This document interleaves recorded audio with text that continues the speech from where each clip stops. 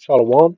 I want to start off by giving all praises to Yahweh, Bahashem, Yahushai, Bahashem, Rakakadash, giving double honors to the Apostle Elders of Great Millstone, peace and blessings, much pushing his truth and sincerity, and Kwam Yasharala. All right, so brother Apostle Dash, coming to give another lesson.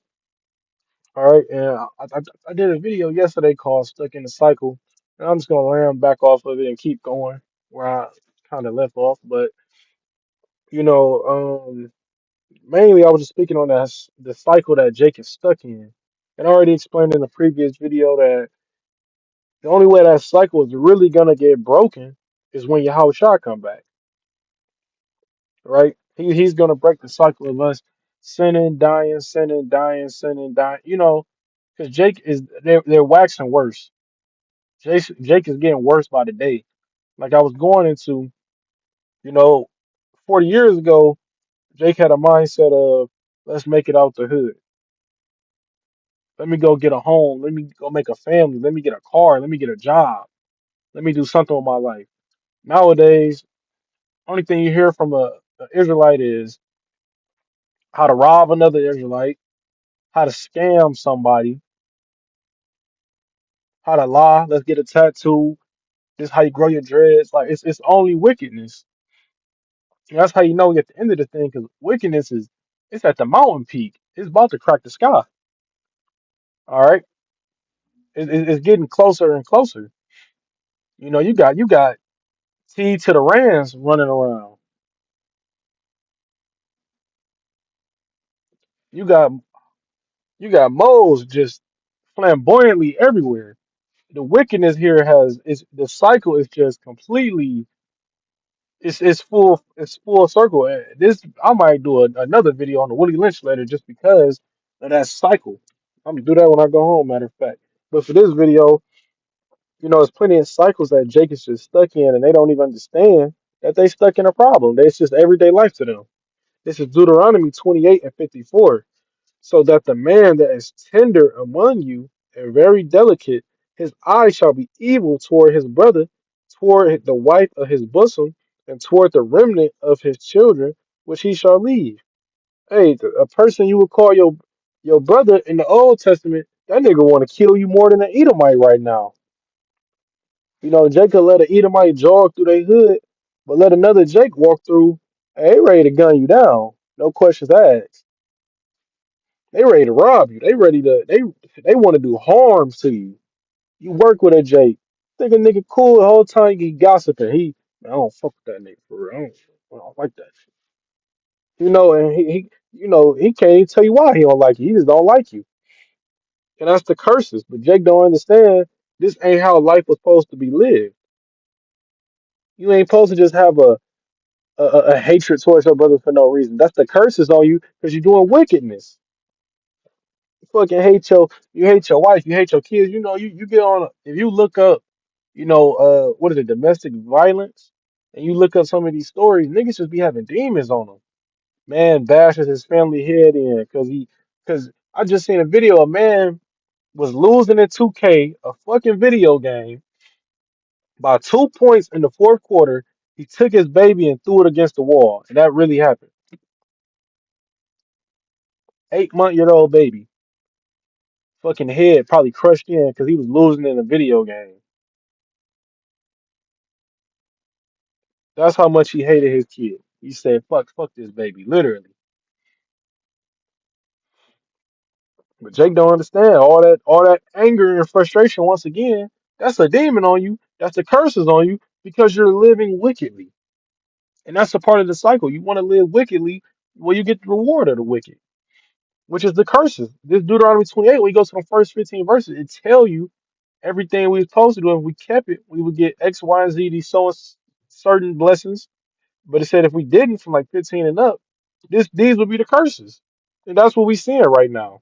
Jake want to live and do their own thing. Well, doing your own thing come with a hell of a price. Deuteronomy 28 and 29. Thou shalt grope at noonday, as the blind gropeth in darkness, and thou shalt not prosper in thy ways, and thou shalt be only oppressed and spoiled evermore, and no man shall save thee. Hey, groping at noonday is the brightest part of the day. and this is not literal. This is a I guess you could call it a parable. I guess you could say it's figurative language. We say that to say the most. Groping at noonday. How could you grope at noonday? Noon, 12 o'clock, 12 o'clock. What is it? A.M. Like around 12 to 1. That's when the sun is super bright, and that's the curse that's on y'all is people that y'all don't know what's going on. You sitting up and you nigga looking like, man, I've been working all my life.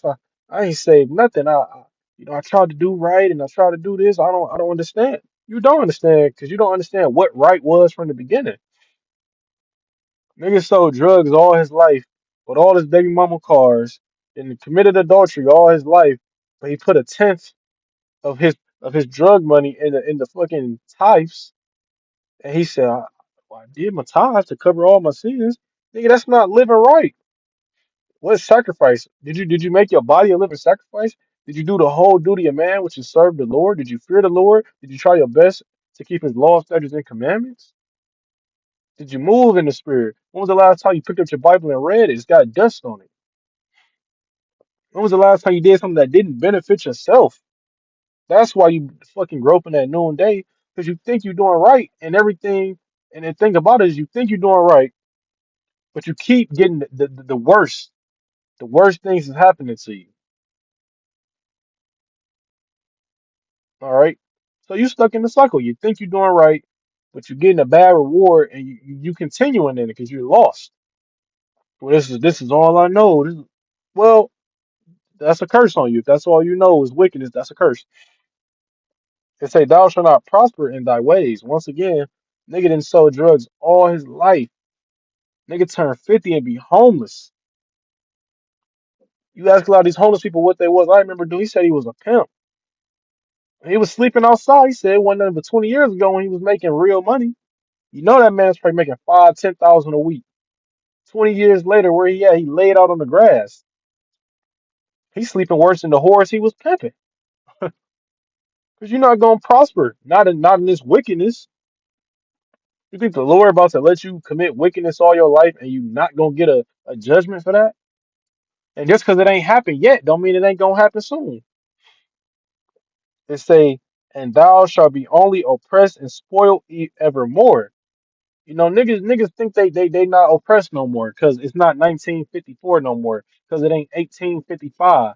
Nigga, y'all still being oppressed. Oh, segregation is over. Then tell me why all the niggas live in the hood. Segregation is over. All right, well tell me why in our neighborhoods we got a fucking dirty ass Chinese store, and you go to a fucking Edomite neighborhood, they got a Chinese restaurant. They got Chinese grocery stores. Your ass, you eating cat rat dog with a little sweet and sour sauce on top, and it's making you sick every day, and you wonder, we equal, man. I got Chinese food just like them. Man, it ain't the same. You being oppressed. Tell me why when you get a job, you know, I done seen it. I didn't witness it with my own eyes, the favoritism, the neglect that Jake will get at a job when it comes to promotions, when it comes to them having leniency. You're being oppressed.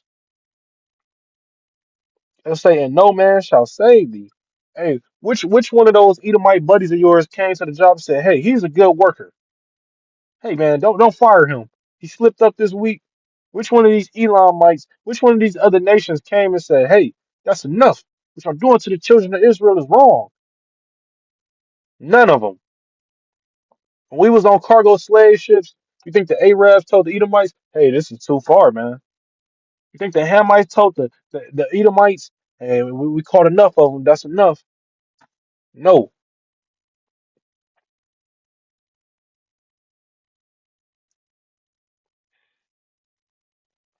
Second Ezra 14 and 17, I'm gonna end it here. For look how much the world shall be weaker through age, so much the more shall evils increase upon them that dwell therein. And this world has gotten a lot more evil from the times of the Grecians, from the time of the Romans. All right, in Greeks they had moles. In Rome they had moles. Here in Babylon they got T to the Rans. They got TRANs running around, and we having political debates about who can go in what bathroom. The wickedness here is completely is unheard of. You know, niggas was always robbing each other in the Old Testament, but look what's happening now. The poor is oppressing the poor. Like Proverbs 28 said, what good do that do? Not only is Esau oppressing you, now you robbing a nigga that ain't got nothing, and he robbing you back, and you ain't got nothing. Y'all robbing each other for nothing. The evils have increased, and our nation has gotten weaker. Look at King David. Look at Solomon. Look at these men. They had natural physiques. They had a very good connection with the Lord. Even when you look at the book of what is that, Jonah who got swallowed up by the whale on the boat, they said, "Well, we gonna cast lots and see who God this is doing it." They had common sense, or they were spiritual enough to understand, hey, there's a God doing this. You look at niggas today, and they be like, "It's the universe. It's Mother Nature. Shit just happens, man. I don't know what's going on." Niggas are completely lost. You can even go 40 years ago. Every damn near every man had a trade, some type of skill. He knew how to work on cars. He know how to work on a wood bench. He could change a tire. You look now, man, your car break down now. Hey, you don't even. It ain't no point of calling for help. Every man driving past you don't know how to change no tire. They don't even know how to. Man, he don't know the basics of being a man. This. Our nation has gotten weak. A bunch of simps. There's no more backbones here. They stuck in that cycle. But hey, I hope that was edifying. I want to give all praises to Yahweh, Bahashim, Yahushai, Bahashim, Rakakadash, giving double honor to Apostle Elder Great Millstone, peace and blessings to brothers pushing this truth and sincerity and calling Yasharala.